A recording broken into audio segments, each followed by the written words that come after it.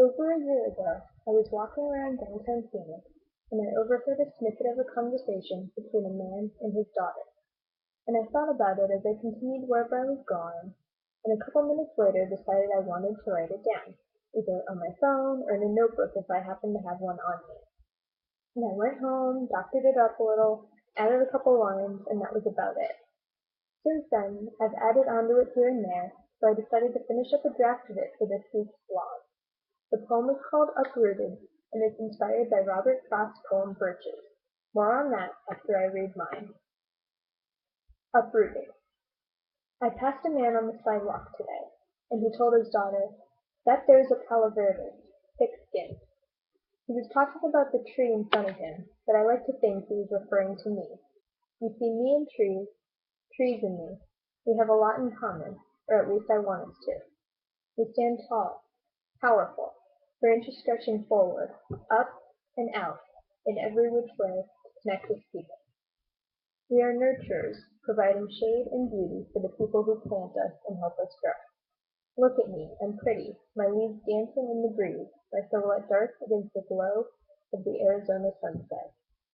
Look at me, I'll cover you, shield you from those fine eyes, burning into your soul, reddening your skin, and making you sick.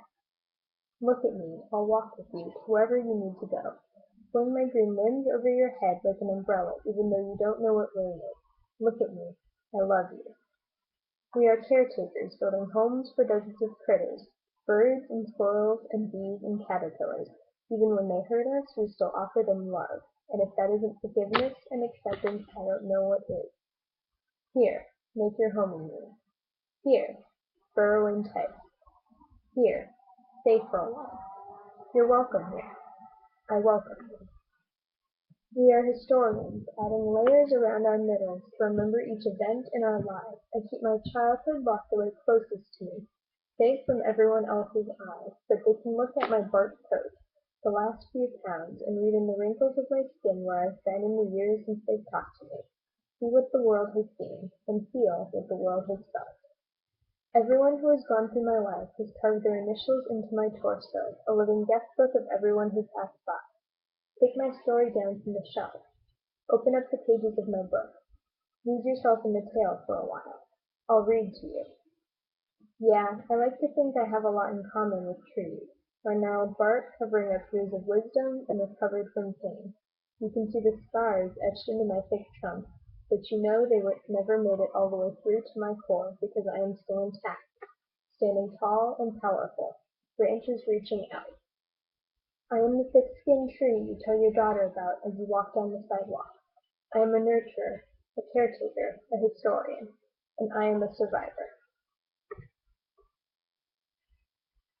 The first obvious similarity between the two poems is their subject matter, nature, and in particular, a kind of tree.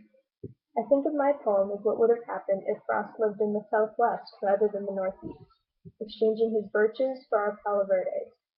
Another parallel is the use of the phrase, "I like to think." Frost uses this in the third line of his poem. I use it farther down in my first stanza, and then again in the last stanza. He also maintains the use of the first person throughout his poem, as do I. This gives it a more nostalgic, personal feel. It's not just about the tree itself, but the memories attached to them. That's it for today. Let me know what you think of my poem or of Frost's in the comments below. See you next week.